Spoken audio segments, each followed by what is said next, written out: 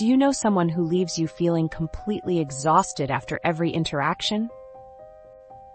Just last week, I met with a colleague who spent an hour detailing every office grievance, and I couldn't focus for the rest of the day. You're not alone in this experience. According to research from the Journal of Organizational Behavior, negative social interactions can reduce your productivity by up to 30%. These energy-draining conversations don't just steal your time. They hijack your mental focus and emotional well-being. By the end of this video, you'll have practical tools to protect your energy and maintain your productivity, even when dealing with the most draining people in your life. The hidden productivity drain. Have you ever noticed how some people seem to hijack your entire day without you even realizing it? You know that coworker who stops by your desk for what should be a quick chat, but 30 minutes later, you're still listening to their problems? Or maybe it's that friend who texts you with one drama after another, and suddenly your productive morning has vanished. These people are energy vampires. They're real productivity threats that most of us completely overlook. What makes them so dangerous is that they don't announce themselves. There's no warning sign that says, "Caution, this conversation will ruin your afternoon." Instead, these interactions feel normal in the moment, but leave you strangely drained afterward. These interactions fly under our radar, like hidden leaks, draining your energy tank. You might not connect your afternoon slump with that lunch conversation where your colleague complained about their boss for 45 minutes. But research confirms this connection. A study from the University of California found that the average worker loses 2 to 3 hours of productive time after dealing with a negative interaction. A 15-minute conversation with a toxic person can wreck your entire afternoon. Most of us have no idea this is happening. Our brains are wired to process negative social experiences more deeply than positive ones. This goes back to our evolution. Noticing and remembering threats was more important for survival than remembering positive things. When someone dumps their negativity on you, your brain treats it like an emotional threat, triggering stress responses that linger after the conversation ends. This productivity drain compounds over time. Losing 2 hours of good work time after a draining interaction might not seem significant for a single day, but multiply that by several times a week, every week of the year. We're talking about hundreds of hours of lost productivity. That's why so many people feel stuck. Energy vampires create an invisible drag on their progress. Understanding the difference between normal, difficult conversations and truly toxic interactions is crucial. Not every challenging discussion is harmful. Sometimes we need to have tough talks about problems or conflicts. That's part of life and work. The difference is how you feel afterward. A healthy, difficult conversation might be uncomfortable in the moment, but afterward you feel clearer, or like you've resolved something.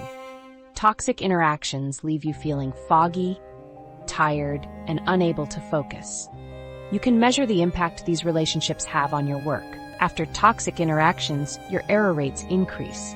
Your decision quality decreases. Your creative thinking diminishes. Research shows your memory suffers too. One study found that participants exposed to negative social interactions scored 20% lower on cognitive tests compared to those who had neutral or positive interactions.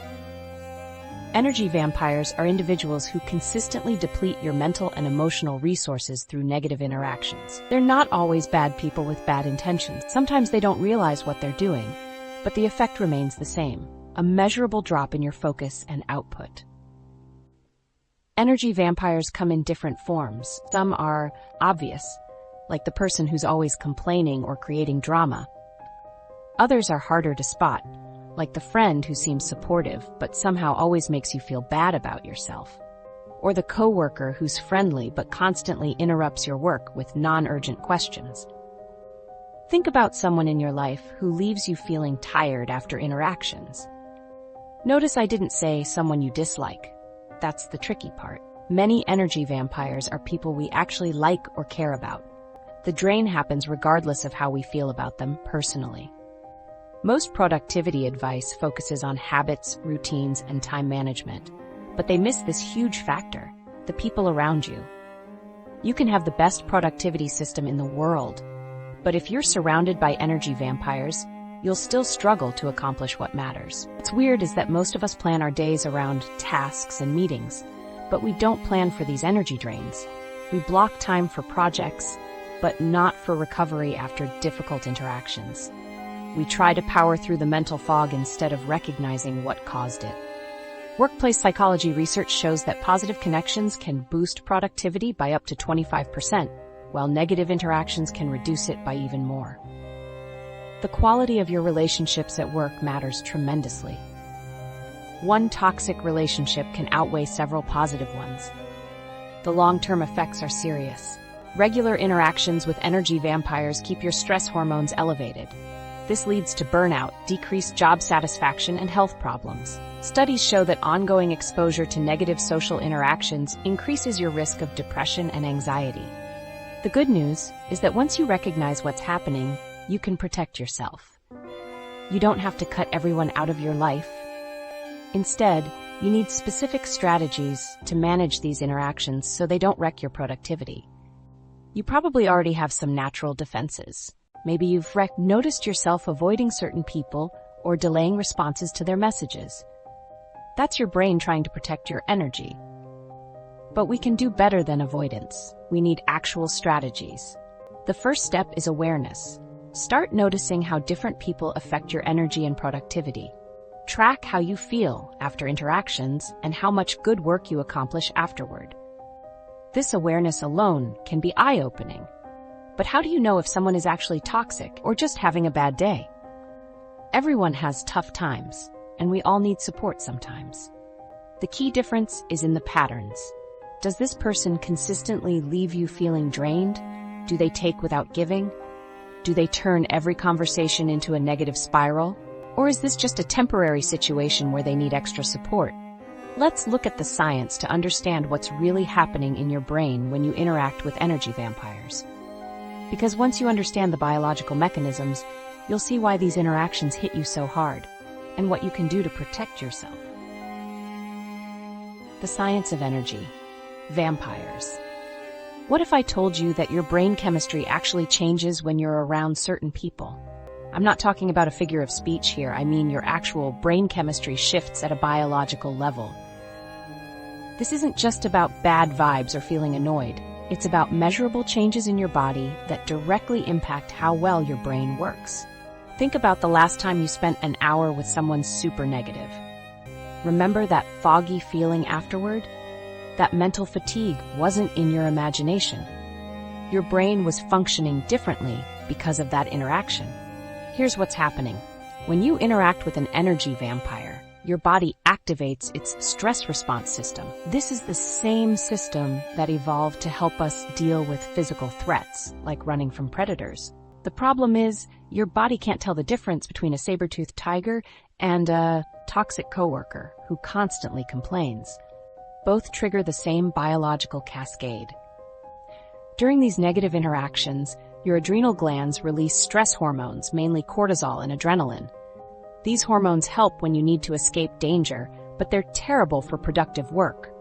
Your cortisol levels can spike within minutes of a negative interaction and stay elevated for hours afterward. What's fascinating is how differently our bodies respond to positive versus negative social encounters. When you're with someone supportive, your brain produces oxytocin, the bonding hormone. Oxytocin reduces stress and improves cognitive function. You think better around positive people. Your brain also releases dopamine, which helps with motivation and focus. But with negative people, those elevated cortisol levels directly interfere with the parts of your brain you need for productive work. The prefrontal cortex, responsible for complex thinking, problem-solving, and decision-making, basically goes offline when cortisol levels stay high. It's like having your computer's processing power suddenly diverted to run an outdated security system, leaving little capacity for your actual work. This explains why you make worse decisions after dealing with difficult people. A University of California study examined decision quality after stressful social interactions. They found participants made 20 to 30% more errors on cognitive tests after negative encounters compared to positive ones. Think about that meeting with your critical colleague last week. The mistakes you made afterward weren't coincidental. Memory takes a hit too. Researchers at Stanford found that chronic exposure to stress hormones can damage the hippocampus, the brain region crucial for forming new memories.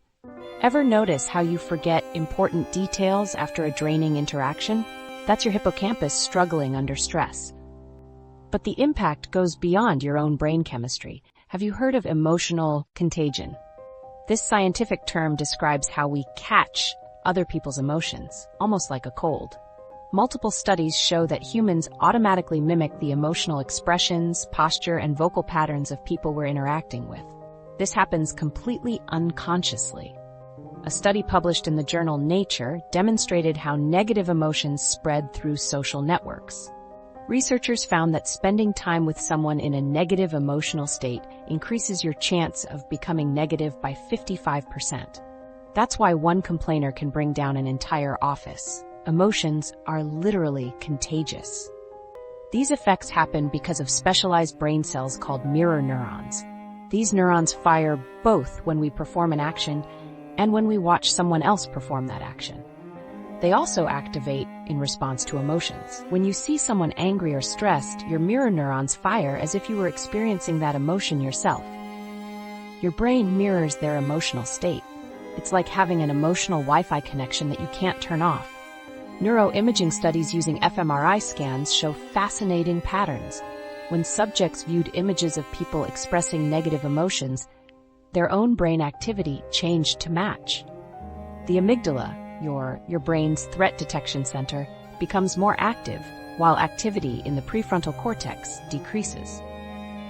Your body sends clear signals when you're dealing with an energy vampire. Physical symptoms include tension in your shoulders and neck, shallow breathing, and a feeling of heaviness in your chest. Mental symptoms are just as telling. You might notice your thoughts becoming scattered or negative. You might find yourself agreeing with things you don't actually believe, just to end the conversation. Or you might experience cognitive depletion, that feeling where your brain just doesn't want to think anymore. The most reliable indicator is how you feel after the interaction ends. Do you feel relieved they're gone? Do you need to recover? These are signs that you've encountered an energy vampire. Research from workplace psychology shows that after interactions with highly negative people, it takes an average of 3 to 4 hours for cortisol levels to return to baseline. That's half your workday lost because of one bad interaction. The most surprising part is that much of this happens beneath your awareness. You don't need to consciously dislike someone to be affected by them. Even people you care about can trigger these responses if their behavior patterns are consistently negative. This biological understanding gives us an important insight. Protecting yourself from energy vampires isn't selfish. It's recognizing a genuine threat to your cognitive function and productivity. Just as you wouldn't feel guilty about moving away from secondhand smoke, you shouldn't feel guilty about protecting your mental environment. Once you understand these mechanisms, you can intervene by recognizing early physical signs of stress responses, developing techniques to buffer the neurological impact, and making conscious choices about who you spend time with. But what are the specific types of people causing this reaction? Not all difficult people affect us the same way, and understanding the different types of energy vampires can help you develop targeted strategies for dealing with each one. The 5 types of energy vampires.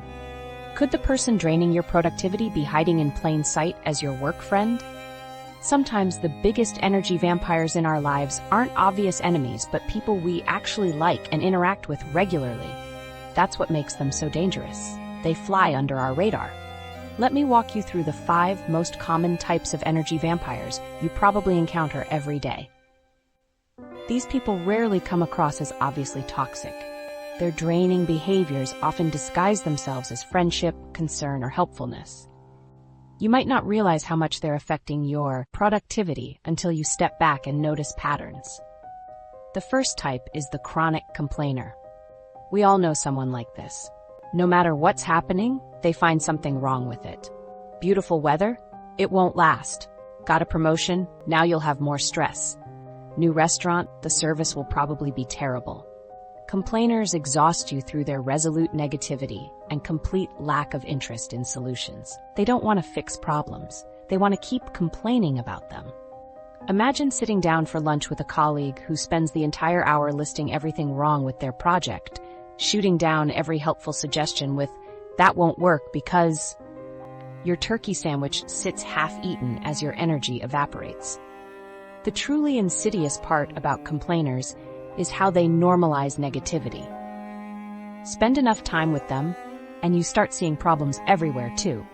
Their mindset spreads like a virus, and before you know it, you're complaining right alongside them. Moving on to our second archetype, the drama magnet. These people transform everyday situations into major crises that urgently require your attention. Like a tornado touching down in calm weather, they create chaos where none existed. A minor disagreement becomes, "Everyone is against me." A small change in plans becomes a complete disaster requiring immediate handling. Drama magnets thrive on false emergencies. They send texts saying, "Call me right away," for issues that definitely could have waited. Every story they tell features heightened emotions, conflicts, and dire stakes. After a morning call with a drama magnet who turned a simple deadline adjustment into a department-wide catastrophe, you might find yourself too emotionally drained to focus on your actual priorities. The third type operates more subtly, the emotional manipulator. Picture this. You're racing to complete an important report when your phone lights up with a message. "I really need you right now." No one understands like you do. Though you're on deadline, guilt washes over you immediately. Emotional manipulators excel at making their problems become your problems. They position you as their emotional caretaker with phrases that seem flattering but actually create unhealthy dependency. They punish your boundaries with comments like, "I guess your job is more important than our friendship," that leave you feeling terrible.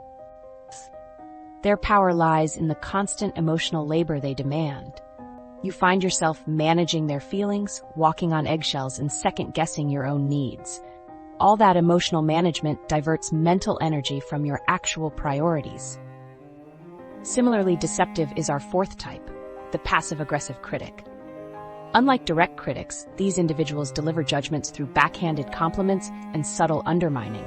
They're like emotional landmines in your path. You never see the damage coming until you've already stepped on one.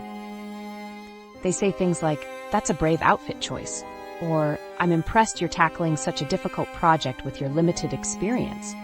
They'll point out mistakes and then say, "I'm just teasing," when you react, or make cutting remarks prefaced with, "No offense, but..." Their impact comes from the self-doubt they create. After a passive-aggressive critic comments on your presentation style in a team meeting, you might spend hours overthinking every word instead of moving on to important tasks. The uncertainty they generate becomes mental clutter that blocks clear thinking and confident action. Our final archetype is the person with a victim mentality. Like someone permanently stuck in quicksand, they believe they have no power to change their circumstances. Their favorite phrase is, "This always happens to me." Victim mentality types refuse to take responsibility for their choices, instead blaming external factors for every problem. They expect others to rescue them while rejecting empowering suggestions, with a barrage of "yes, but" excuses. After spending an afternoon helping a coworker with this mentality brainstorm solutions they immediately dismiss, you feel as though your own optimism has been sucked away through a straw.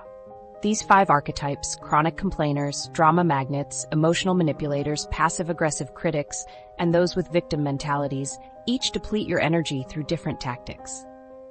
Many energy vampires combine multiple types, perhaps primarily complaining, but using emotional manipulation when that fails. It's worth noting that we all display these behaviors occasionally. Having a bad day and venting to a friend doesn't make you a chronic complainer. The difference lies in the pattern and frequency. Energy vampires deploy these behaviors consistently across many situations and relationships, creating a persistent drain on those around them. Now that you can identify these types, let's examine specific behaviors that signal you're dealing with someone who's damaging your productivity. Once you spot these red flags early, you can protect your energy before it disappears completely. Red flags and warning signs. What if the biggest threat to your success isn't your skills or habits, but the people you spend time with? I've noticed in my own life that I can have the perfect morning routine, the best productivity apps, and clear goals. But one conversation with the wrong person can throw my whole day off track. Let's talk about those warning signs that tell you someone might be an energy vampire. These are specific behaviors that signal danger for your productivity. The tricky part is telling the difference between someone who's just having a rough day and someone who consistently drains your energy. We all have bad days and need support sometimes. That's normal. Energy vampires differ through their consistent patterns. They display these behaviors persistently, regardless of circumstances. The first major red flag is persistent negativity and blame shifting. Energy vampires see problems everywhere and avoid responsibility. They respond to good news with potential problems and never own their part in difficult situations. You'll notice your chest tightening during conversations as they explain why every solution won't work and how nothing is ever their fault.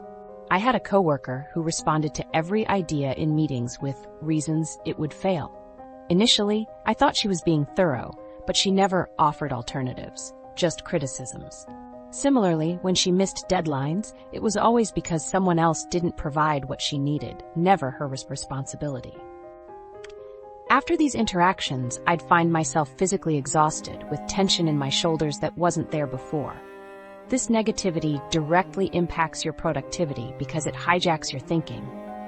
Even after the conversation ends, your mind keeps processing their complaints rather than focusing on your work. The second warning sign is boundary violations, including excessive neediness and unreasonable time demands. Energy vampires expect constant availability and disguise their demands as flattery. You're just so good at this, or I really value your opinion. You'll notice a sinking feeling in your stomach when their name appears on your phone. I remember helping a friend with a project just this once. Soon she came to me for every project, always with reasons why her situation was special and urgent. When I started setting limits, she employed guilt tripping, making me feel responsible for her well-being with phrases like, "I was really counting on you," or "after everything I've done for you." This boundary crossing derails your productivity by fragmenting your attention and making you constantly available to their needs, instead of focusing on your priorities. The third red flag is conversation domination and emotional volatility. Energy vampires monopolize discussions and have unpredictable emotional responses that seem disproportionate to situations. During interactions, you might notice yourself physically leaning away or feeling your energy rapidly depleting. I used to have lunch with someone who would ask how I was doing, then immediately pivot to their issues before I finished answering. After these lunches, I'd return to work feeling foggy and unable to concentrate. Their emotional state also dictated our interactions. Their bad mood meant canceled plans, their anxiety required immediate reassurance, and their excitement demanded dropping everything to listen.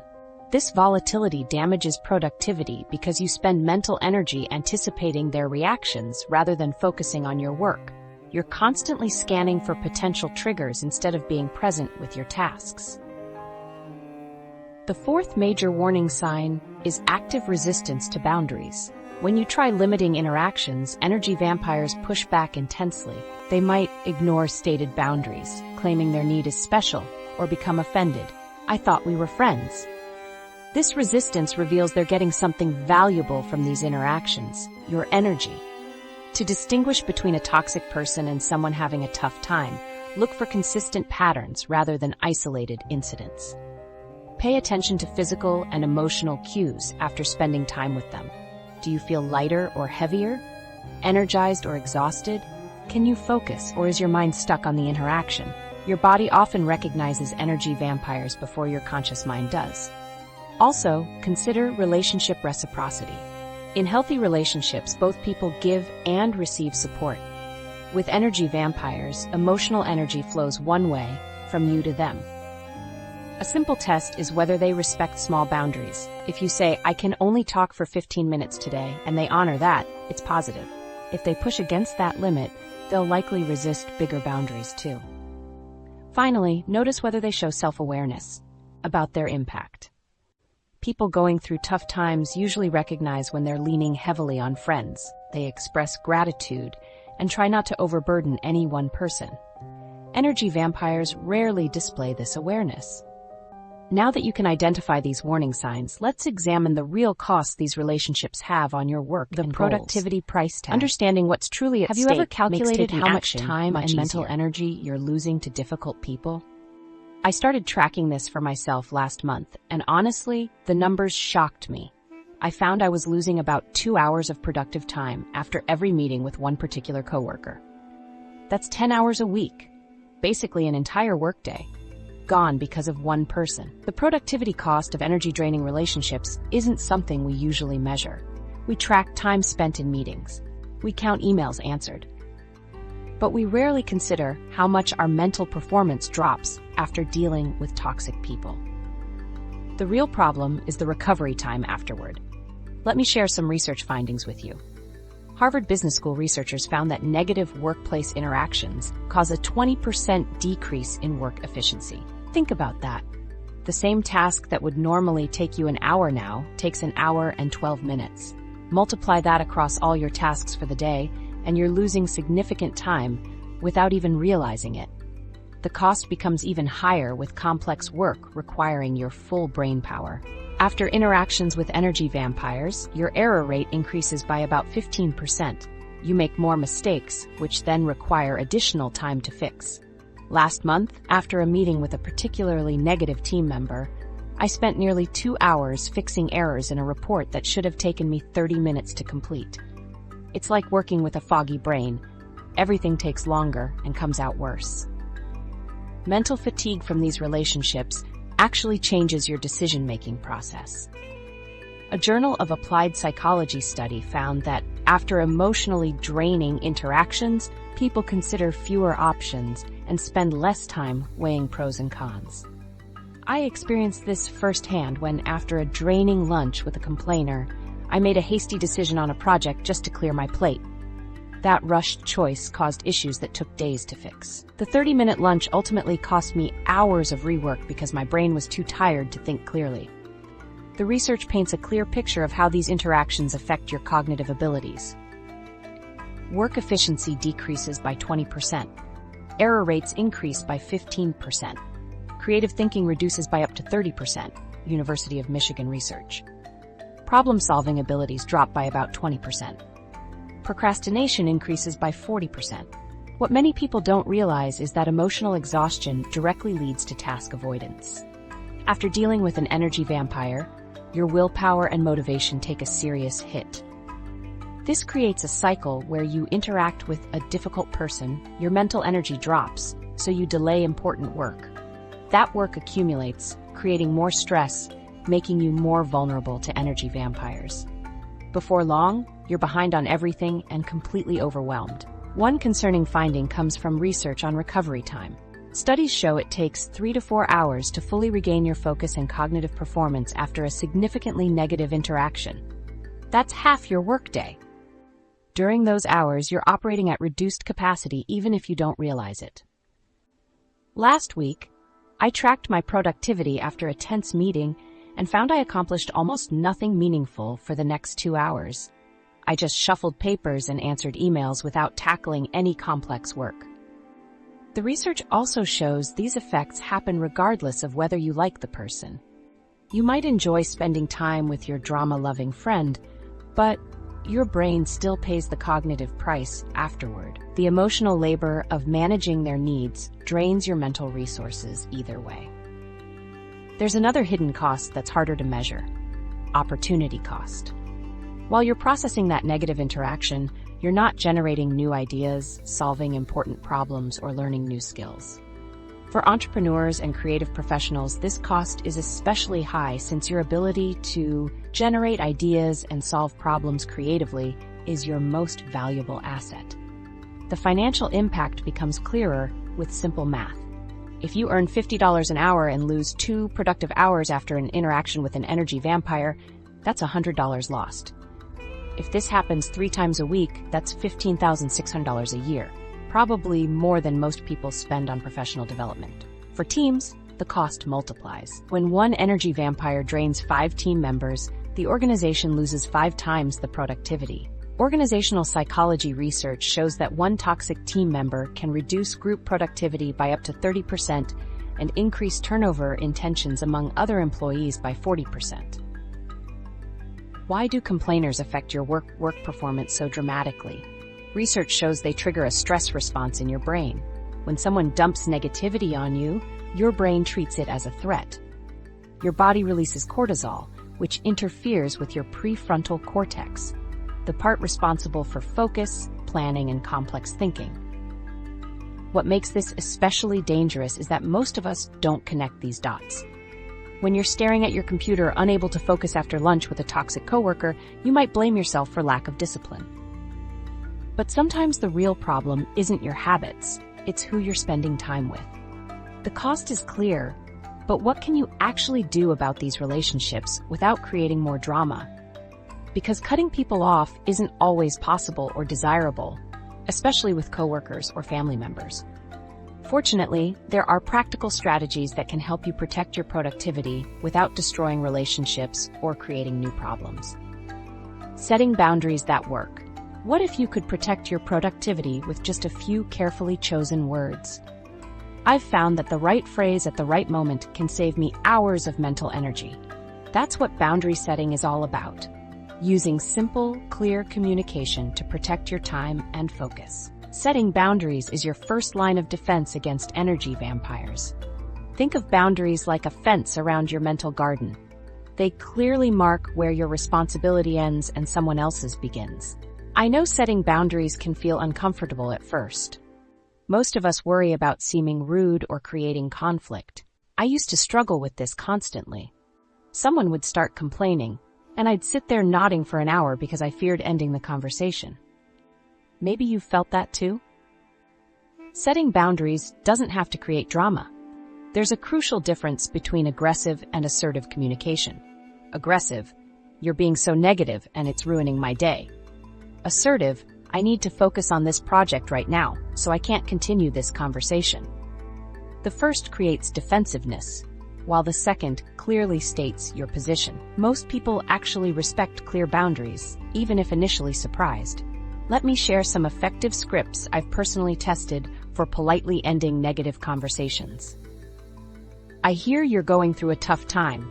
I need to get back to work now, but maybe we can continue during lunch. This acknowledges their feelings while setting a time limit and postponing to a specific time when you can give proper attention. I notice we've been discussing this problem for a while. I care about you, but I don't think I'm helping find a solution. Have you thought about talking to appropriate person resource? This works with chronic complainers by gently pointing out the circular conversation while offering alternative support.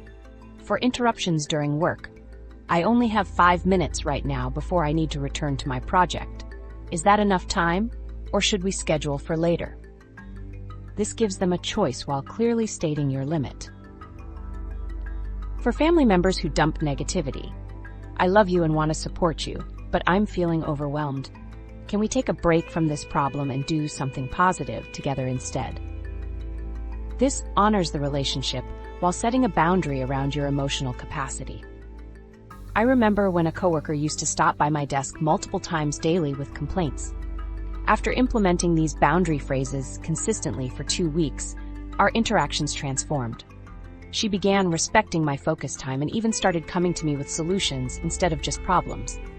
My productivity doubled, and surprisingly, our relationship improved. Beyond these scripts, several techniques can limit time with energy-draining people without creating drama. Try the meeting with a purpose approach. Instead of open-ended coffee dates with known energy vampires, suggest activity-focused interactions. Let's meet to review the Johnson proposal, gives you a natural endpoint. Consider location limiting by meeting in places that naturally restrict conversation time. A coffee shop where you're working and can only take a short break works better than your office, where they might camp out indefinitely. Use time limiting by setting clear expectations up front. I've got a meeting in 30 minutes, but wanted to catch up before then. This creates a built-in exit strategy that doesn't feel personal. For chronic complainers, implement the complain once rule. Allow someone to mention a specific complaint exactly once, then redirect if they bring it up again. You mentioned that earlier. What else is happening with your project? Redirecting conversations away from negativity is a valuable skill. Try the yes and pivot technique. Briefly acknowledge what they've said, then move the conversation in a productive direction. Yes, the deadline is tight, and I'm curious about your approach to the first section. Have you started yet? Ask solution-focused questions when someone starts complaining. What do you think would make this situation better? Or, what's your next step to address this? These nudge toward problem-solving rather than problem-dwelling. The wider perspective technique helps when someone is stuck on a single issue. Looking at the bigger picture, how does this fit with your overall goals? For immediately shutting down negative conversations, try, I understand you're frustrated, but I need to focus on solutions right now. What specific help do you need from me? This acknowledges feelings, states your boundary, and redirects toward action by forcing them to either clarify a request or admit they're just venting. Consistency matters more than perfection with boundaries. You don't need perfect wording. What matters is regularly communicating your limits. People learn from patterns, not single interactions. Good boundaries actually improve relationships long term. When you're clear about what you can and can't offer, you avoid the resentment that builds when regularly overriding your own needs. These techniques effectively protect your time and mental energy without creating unnecessary conflict in most situations. But what about toxic relationships you simply can't avoid, like with coworkers you see daily or close family members? Sometimes boundaries alone aren't enough, and you need additional strategies to protect your mental energy. Emotional detachment strategies. Is it possible to sit next to an energy vampire all day and still protect your mental energy? I used to think it wasn't. I worked beside someone who complained constantly for 2 years, and at first I went home completely drained every day. But then I learned some emotional detachment techniques that literally saved my sanity. Emotional detachment is basically creating mental space between you and negative people when you can't physically avoid them. This becomes super important with coworkers, family members, or others you have to interact with regularly.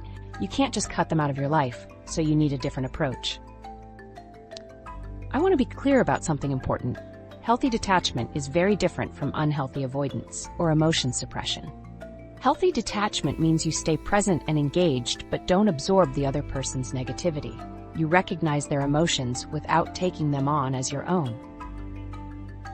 Unhealthy avoidance means shutting down completely or pretending problems don't exist. Suppression means pushing your feelings down where they'll cause problems later.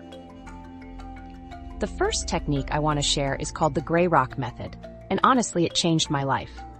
The basic idea is to make yourself as interesting as a gray rock when interacting with energy vampires. Keep your responses minimal, neutral, and boring. Don't share personal information, show strong emotional reactions, or engage with their drama. This works because energy vampires feed on emotional reactions. They want to provoke response, whether it's sympathy, anger, or shock. When you give flat, neutral responses like, that's interesting, or I see, without emotional investment, they eventually look for more reactive targets. I tried this with a drama-loving coworker.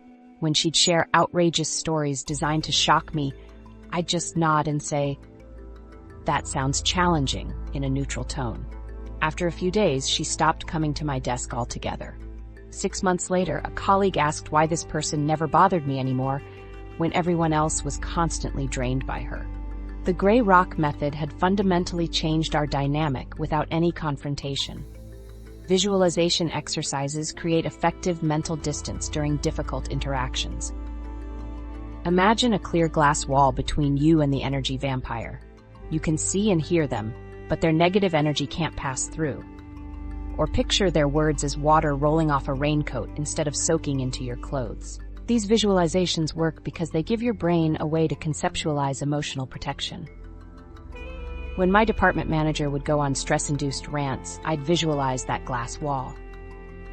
Instead of leaving those meetings anxious and overwhelmed like my colleagues, I could focus on the actionable items and let the emotional chaos slide away.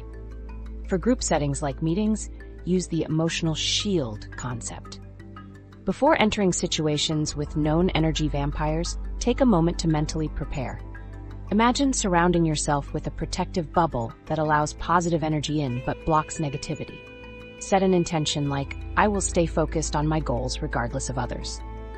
Negative attitudes. Prepare mentally by deciding how you'll respond to common negative behaviors. Having responses ready saves mental energy. For complainers, I understand that's frustrating. What solutions have you considered? For drama creators, that sounds challenging. I'm confident you'll handle it well. Mindfulness techniques prevent you from absorbing others' negative emotions. Notice when you're starting to feel drained during an interaction. This awareness creates space between you and those feelings. Mentally label what's occurring. This is Jane venting again, or this is anxiety I'm picking up from Bob. Naming the experience helps separate yourself from it. Throughout conversations with energy vampires, check in with yourself. How am I feeling right now? Is this emotion mine or am I absorbing theirs? This simple awareness often prevents emotional contagion before it starts. Physical strategies directly impact your emotional state. When feeling tense, take a slow breath in for 4 counts, hold for 1 count, then exhale for 6 counts. This calms your stress response. Sit up straight with shoulders relaxed to signal to your brain that you're in control. Small posture adjustments can significantly shift your emotional state. Create physical distance when possible. Turn your chair slightly away. Take a step back during conversations. These tiny changes reduce interaction intensity without being obvious or rude. After difficult interactions, take 5 minutes to reset your energy. Step outside for fresh air, stretch at your desk, write down thoughts, or simply close your eyes and breathe deeply. This short break prevents negative emotions from affecting your next task. Emotional detachment isn't about being cold or uncaring. It's about maintaining appropriate emotional boundaries. You can still be kind and professional while protecting your mental energy. These techniques often lead to more compassionate responses because you're not reacting from emotional exhaustion. These strategies get easier with practice. At first, maintaining emotional detachment takes conscious effort. But over time, it becomes more automatic as your brain builds new neural pathways. An unexpected benefit. As you change your responses, energy vampires either change how they interact with you or naturally spend less time with you. When they stop getting the emotional reaction they're seeking, they often move on. These emotional detachment strategies help maintain your productivity and well-being even when surrounded by negativity. But sometimes, despite your best efforts at boundaries and emotional detachment, a relationship is so damaging that you need to consider more drastic measures. When to walk away. What if the most productive decision you could make is to end a relationship completely? I know that sounds harsh, but I've learned that sometimes walking away is the best choice for your mental health and productivity. Let's talk about something we don't discuss enough: the fact that not all relationships can or should be saved. We've covered boundaries and emotional detachment, and those strategies work for many situations. But sometimes a relationship is so toxic that the only solution is distance. This is probably the hardest section of this entire video because ending relationships feels like failure. We're taught to work through problems, to forgive, to understand others' perspectives. Those are good values. But sometimes they keep us trapped in relationships that continuously harm us. I faced this myself with a friend I'd known for years. I tried setting boundaries. I tried emotional detachment. I limited our interactions. Nothing worked. Every time we talked, I'd feel drained for days afterward. The relationship was taking more from me than it was giving, and it wasn't getting better. Eventually, I had to accept that walking away was the healthiest choice. Several clear warning signs indicate a relationship might be beyond repair. 1. Consistent boundary violations. When someone repeatedly ignores the boundaries you've set despite clear communication, they're showing fundamental disrespect for your needs. 2. Refusal to acknowledge problems. You can't fix what they won't admit exists. If they deny, dismiss, or minimize your concerns, the relationship may not be salvageable. 3. Patterns of intentional sabotage. This happens when someone actively undermines your success or happiness, creating crises before important events or picking fights during your achievements. 4. Physical and emotional distress. If you consistently feel dread before seeing someone and relief when plans get canceled, your body is sending important signals. Tension headaches, stomach aches, or sleep problems around certain people provide meaningful data. 5. Compromise of values and goals. When maintaining the relationship requires you to compromise your integrity or repeatedly put your dreams on hold, that's a serious problem. If you're considering whether to distance yourself from a difficult relationship, this decision framework can help. 1. Have I clearly communicated my boundaries and needs? 2. Have I given appropriate time for change? 3. Is this person aware of the impact of their behavior? 4. Am I consistently compromising my well-being to maintain this relationship? 5. Would my life improve with distance from this person? If you decide that ending or severely limiting a relationship is necessary, there are ways to minimize the fallout. With work relationships, keep things professional and focused on specific behaviors rather than character judgments. I work best with more independent projects moving forward works better than you're too controlling. For personal relationships, clarity and brevity often work best. You don't need to list every problem or convince them they're toxic. A simple, "This relationship isn't working for me anymore and I need space," is enough. Avoid softening the message with false hopes if you truly need to end things. The guilt that comes with walking away from relationships can be intense. I struggled with this when ending my friendship. I kept thinking about our history and good times. I worried about hurting her feelings. But I realized my guilt was based on taking responsibility for her emotions rather than taking care of my own needs. The emotional cost of staying in toxic relationships is enormous. Many people report feeling constantly anxious, second-guessing themselves, and losing sight of their own worth. The mental energy required to navigate these difficult dynamics leaves little room for creativity, focus, or joy. In contrast, those who make the difficult decision to leave often describe a profound sense of relief, like putting down a heavy backpack they didn't realize they were carrying. Research supports the decision to end severely draining relationships. Studies show that after ending toxic relationships, people's productivity increased by approximately 30%. Their stress levels decreased, sleep improved, and creative thinking expanded. In workplace settings, removing a toxic team member improved group performance by up to 40%. Research also confirms that relationships with certain toxic traits rarely improve and often require distance for your well-being. This doesn't mean giving up at the first sign of trouble. Most relationships go through rough patches. But persistent negative patterns, despite your best efforts, signal a deeper problem. I've noticed in my own life how ending toxic relationships makes room for better ones. After ending that draining friendship, I had more energy for connections that supported my growth. My creativity improved, my productivity soared, and I was happier. Sometimes walking away doesn't mean cutting all contact forever. It might mean creating significant distance, moving from daily interactions to occasional ones, or shifting from personal friendship to polite professional courtesy. The goal is finding a level of involvement that protects your well-being. By freeing yourself from relationships that consistently drain your energy, you create space for something better, connections that energize and inspire you. Think of it as clearing space in your garden so healthier plants can flourish. This natural transition brings us to our next topic: how to intentionally build relationships that enhance your energy and productivity rather than depleting it. Let's explore how to create a positive energy ecosystem that supports your goals and well-being. What if you could create a network of relationships that naturally boosts your productivity instead of draining it? I've noticed that most of us spend a lot of time trying to manage difficult people, but not enough time intentionally building connections with those who lift us up. Think about your 5 closest relationships right now. How do you feel after spending time with each of these people? Do they leave you energized or exhausted, inspired or drained? These questions matter because the people around you shape your energy levels, your thinking patterns, and ultimately your results. Building a positive energy ecosystem means taking an active role in your relationship landscape. Most of us let our social circles form by chance instead of choice.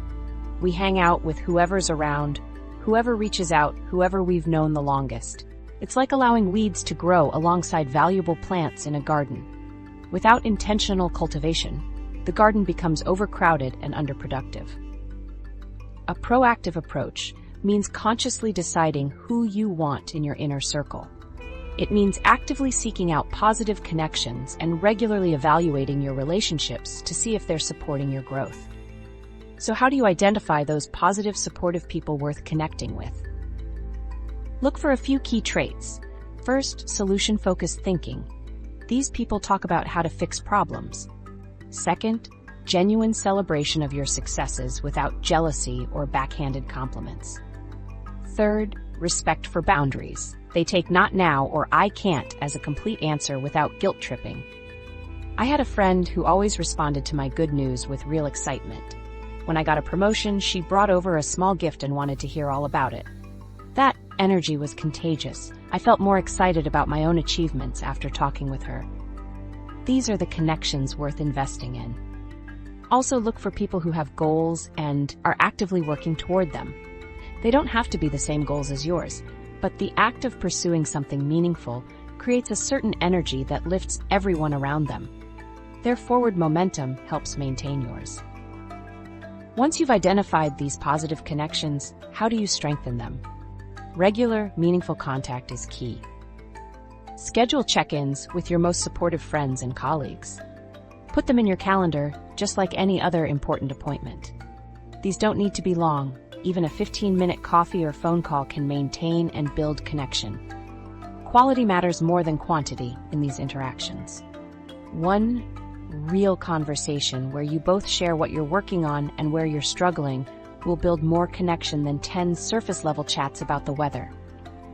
Ask questions that go beyond "how are you?"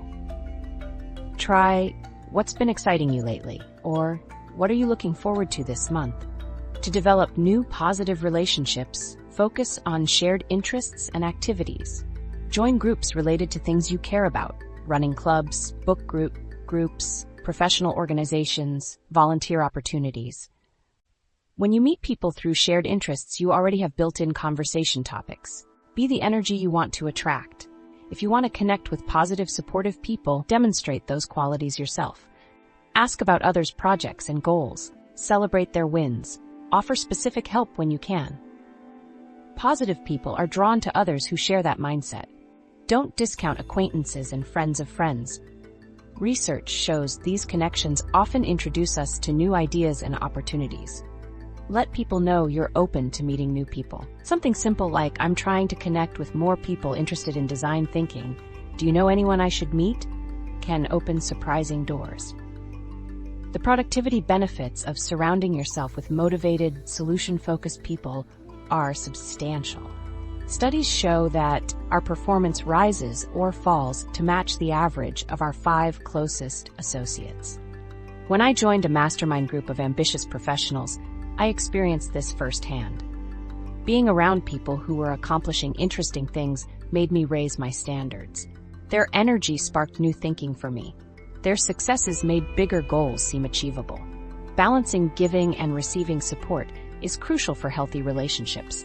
Energy exchange should flow both ways. While there will be times when one person needs more support than the other, overall there should be balance. Pay attention to whether you're always the giver or always the receiver in your relationships. Create opportunities to both give and receive. When talking with friends, make sure you both get time to share challenges and wins. Watch for one-sided patterns where one person always dominates the conversation. Your physical workspace also plays a role in your energy ecosystem. Consider arranging your desk or office to minimize exposure to known energy drains. Sometimes small changes like repositioning your desk, using headphones, or finding alternative spaces to work can significantly reduce draining interactions. For remote workers, create virtual boundaries too. Set clear expectations about response times to messages. Use status indicators effectively to signal when you're in deep work mode. Schedule specific times for collaboration rather than being constantly available. So how can you create a positive energy ecosystem that naturally boosts your productivity? Intentionally increase time with people who demonstrate solution-focused thinking, celebrate your successes, and respect your boundaries. Track how different people affect your energy and mood, and adjust your time accordingly. Build regular connection points with positive influences, and create structures that limit exposure to negative influences. This doesn't mean isolating yourself in a bubble of positivity. It means surrounding yourself with people who approach challenges constructively, people who lift you up even when discussing difficult topics. Building this ecosystem takes time and conscious effort. Start small. Reach out to one positive connection this week, or limit time with one known energy drain. Small changes compound over time into a completely different relationship landscape. Self-care as protection. Could your daily habits be making you more vulnerable to energy vampires without you realizing it? I noticed something weird last month. After a full night's sleep, my chatty coworkers' stories didn't bother me at all. But when I was tired, his 10-minute updates felt like torture. That's when I realized my self-care wasn't just about feeling good, it was actual protection against energy drains. Think of self-care as your personal shield against energy vampires. Most of us treat sleep, exercise, and quiet time as optional luxuries we'll get to when work calms down. But that's backward thinking. These practices give you the strength to handle difficult people without getting drained. Let me share what happened last week. I had been diligent about my sleep schedule, morning meditation, and even squeezed in a workout before an all-day strategy session with a notoriously negative client. Throughout the meeting, I noticed his usual complaints and criticisms weren't affecting me. I stayed focused and calm while my colleagues were visibly drained. The difference was clear. My self-care routine had fortified my mental defenses. Prevention is your strongest weapon against energy vampires. Sleep stands as the foundation of your energy protection system. When sleep deprived, your emotional regulation falters significantly. The science is clear. Poor sleep increases activity in your amygdala, the brain's alarm system, while reducing function in your prefrontal cortex, which handles rational thinking. You literally process social interactions differently when tired, perceiving more threats, with fewer mental resources to handle them. Nutrition creates another layer of defense. Blood sugar crashes make you irritable and less resilient. I learned this by scheduling meetings with difficult clients before lunch, leaving me completely drained. Now I ensure I have a protein-rich snack before challenging interactions. Regular physical movement reduces cortisol and increases endorphins, creating a natural buffer against stress. Even a 10-minute walk can reset your nervous system between difficult meetings. I've developed a morning energy protection protocol that takes about 15 minutes.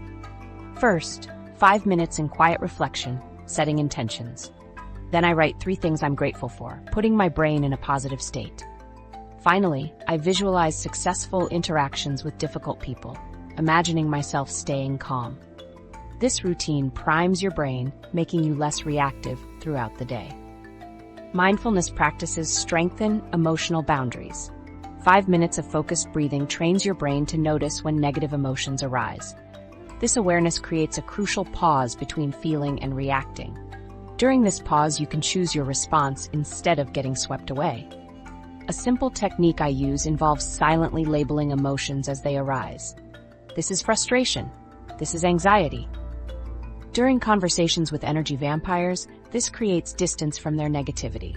Another quick practice is the stop technique. Stop what you're doing, take a breath, observe how you're feeling, then proceed. Even with strong preventative practices, some interactions will drain you. Recovery techniques help you bounce back quickly. After a draining interaction, I use an energy reset, finding a quiet place, closing my eyes, taking 5 deep breaths while releasing tension, then reminding myself that their energy belongs to them. This 2-minute practice helps me transition without carrying their negativity. Physical resets work wonders too. Stretching, jumping jacks, or washing hands with cold water can break the physical tension from stressful interactions. I keep a stress ball in my desk drawer for quick releases after difficult meetings. Journaling processes interactions with energy vampires effectively. Writing what happened, how it made you feel, and what you learned releases the emotional charge. Try this exercise. After a draining interaction, answer these questions. What specifically was difficult? What emotions came up? What boundaries might help next time? Energy tracking can provide valuable insights. For a week, note your energy levels before and after interactions with different people. This creates clear data about who fills your tank and who depletes it. When I first did this, I discovered a friend was consistently leaving me exhausted, helping me adjust the relationship. Research shows that consistent sleep, physical movement, mindfulness practice, and energy-protecting routines make you 40% less susceptible to emotional manipulation. This means you'll waste less time recovering from negative interactions and have more energy for what matters. The most effective approach combines preventative practices with quick recovery techniques. Prevention builds your baseline resilience, while recovery techniques help you bounce back when interactions affect you. Start small with whatever feels doable. Getting to bed 30 minutes earlier or taking a short walk at lunch creates ripple effects in how you respond to energy vampires. Protecting your energy isn't selfish. It's necessary for doing your best work. You can't create value when depleted. By caring for your energy, you become more available for relationships and work that truly matter. Let's bring these strategies together to reclaim your productivity. From identifying energy vampires to setting boundaries, from emotional detachment to building a positive ecosystem, and strengthening yourself through self-care, you now have a complete toolkit for protecting your most valuable resource, your mental energy. Your productivity is shaped by the people in your mental and emotional space. Even the best productivity system falls apart when energy vampires drain your motivation and focus. Take one small step today. Identify the most draining relationship in your life and apply one boundary setting technique we discussed. Maybe it's the "I only have 5 minutes" script or the gray rock method. Protecting your energy is necessary for making your unique contribution to the world. Think of yourself as a lighthouse. You can only guide others when your inner light burns bright. Your work deserves that brilliance. Refuel your spirit so you can shine.